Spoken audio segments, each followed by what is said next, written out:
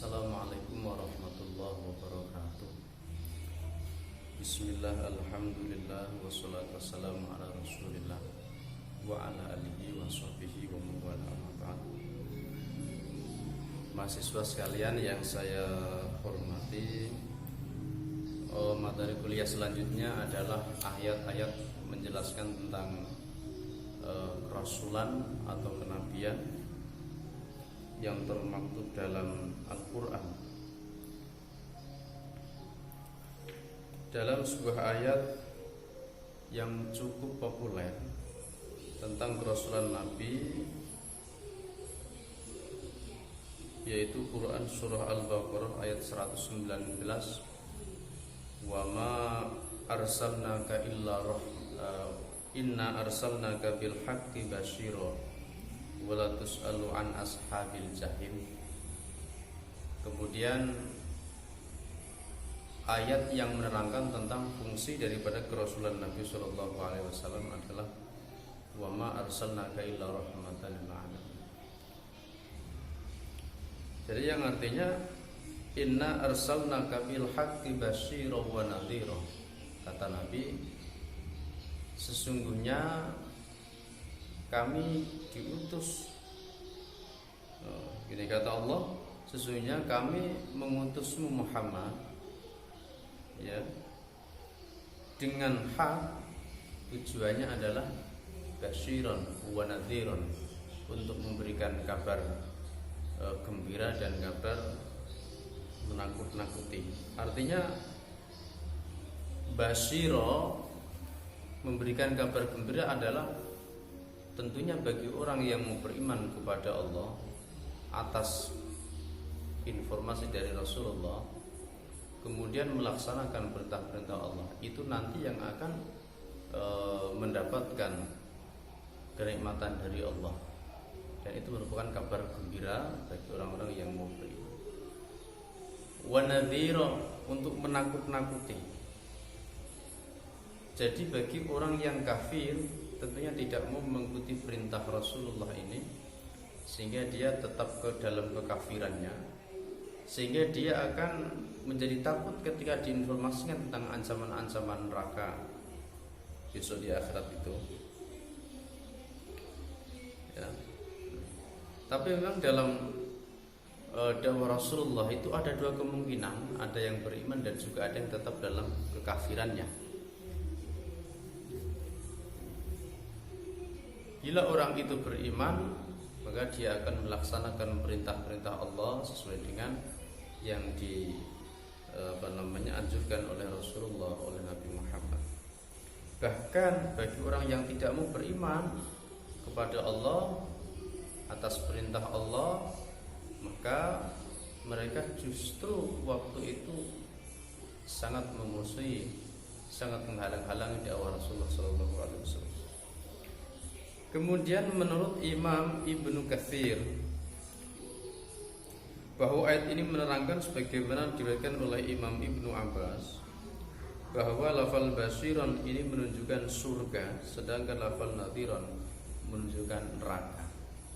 Jadi seperti yang saya sampaikan tadi, bahwa basyiran adalah kabar gembira bagi orang yang beriman, beramal soleh, kemudian dia akan mendapatkan kegembiraan yang namanya surga. Kemudian sebaliknya, nadhira, kabar menakut-nakuti bagi orang yang tidak mau beriman, yang telah diberikan informasi kenabian, maka dia akan diberi kabar yang menakut-nakuti, yakni mendapatkan balasan besok di neraka saat hari kiamat. Kemudian ayat yang berikutnya, qul innama unzirukum bil wahyi wala yasma'u summud du'a idza ma yunzarun. Quran Surah Al-Anbiya ayat 45. Qul innama unzirukum bil wahyi, katakanlah Muhammad, sesungguhnya aku hanya memperingatkan kamu dengan wahyu. Sama seperti ayat yang lain, bahwasanya setiap yang diucapkan oleh Nabi adalah wahyu. Saat Nabi melaksanakan dakwah, itu bukan atas dasar pemikiran Nabi, apalagi atas dasar nafsu Nabi. namun ini semata-mata adalah wahyu dari Allah yang mana Allah memerintahkan untuk disampaikan kepada manusia. Qul innama in undzirukum bil wahyi.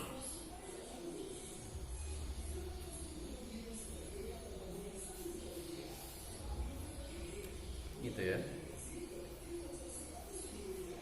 Jadi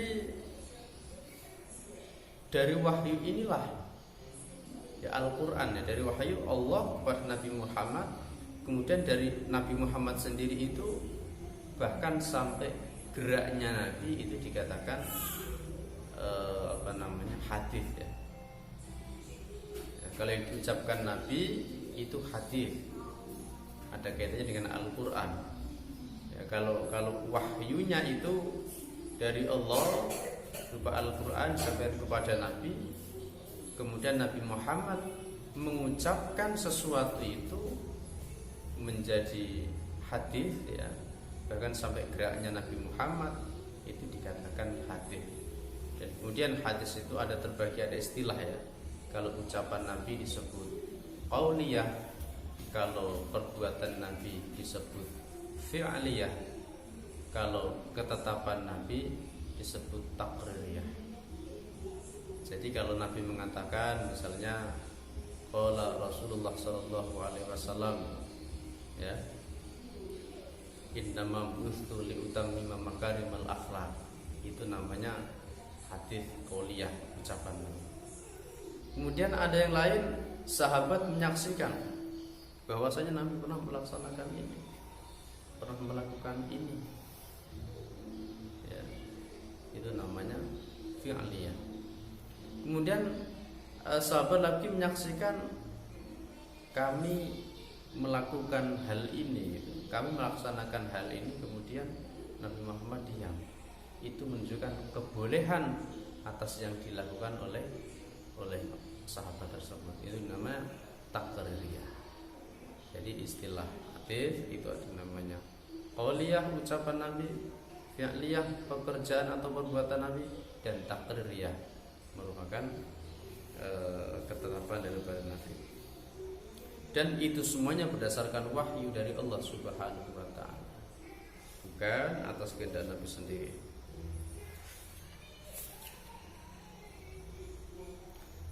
Kemudian dalam Quran surah Ibrahim ayat 4 disebutkan wa ma arsalna bir rasulin illa bilisani qaumihi liyubayyana lahum, dan tidaklah kami mengutus seorang rasul pun kecuali dengan bahasa kaumnya supaya dia dapat menjelaskan kepada mereka. Nah, ini penting.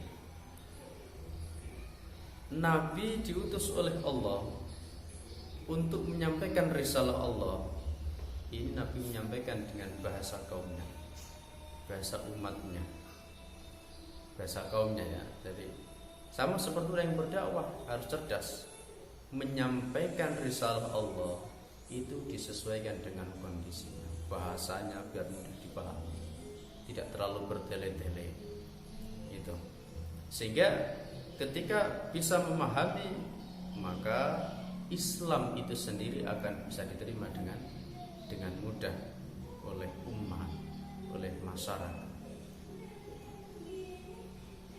Makanya para ulama-ulama dulu yang mendakwakan Islam di berbagai penjuru dunia, termasuk di Indonesia, di Nusantara, ini pendekatannya adalah pendekatan melalui budaya lokal.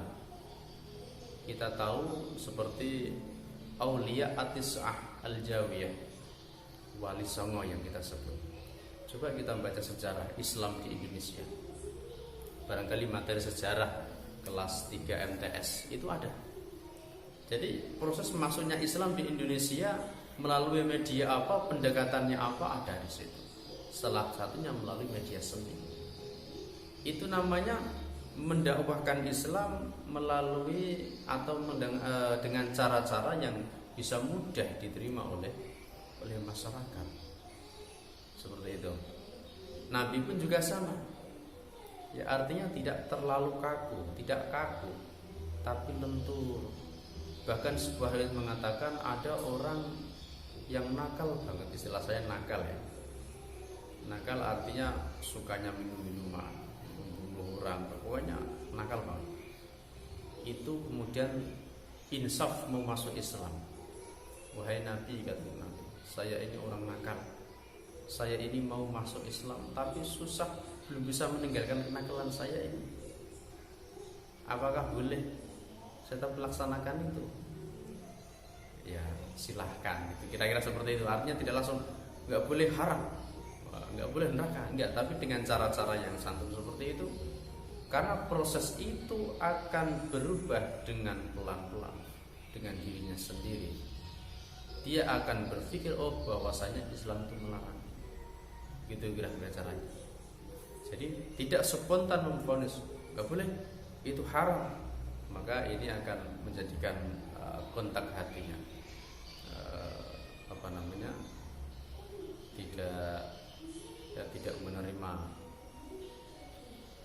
tidak menerima kok Islam keras seperti itu gitu. Ya tegas boleh, tapi strategi itu penting. Strategi dalam berdakwah itu penting gitu. Jadi kalau hanya monoton berdakwah itu maka tidak maksimal gitu. Barangkali itu kesimpulannya bahwa Rasulullah Shallallahu Alaihi Wasallam itu diutus oleh Allah, ya, di dalam Al-Quran menjelaskan untuk memberikan kabar gembira bagi orang yang beriman, untuk memberikan kabar yang menakutkan bagi orang yang tetap dalam kekafiran. Yang kabar gembira artinya adalah pahala surga, kemudian yang kabar menakutkan yaitu balasan bagi orang-orang yang tidak beriman.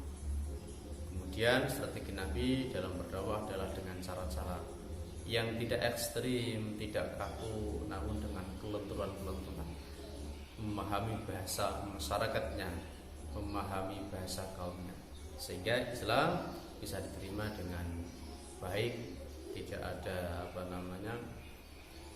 kesan-kesan yang tidak baik. Demikian.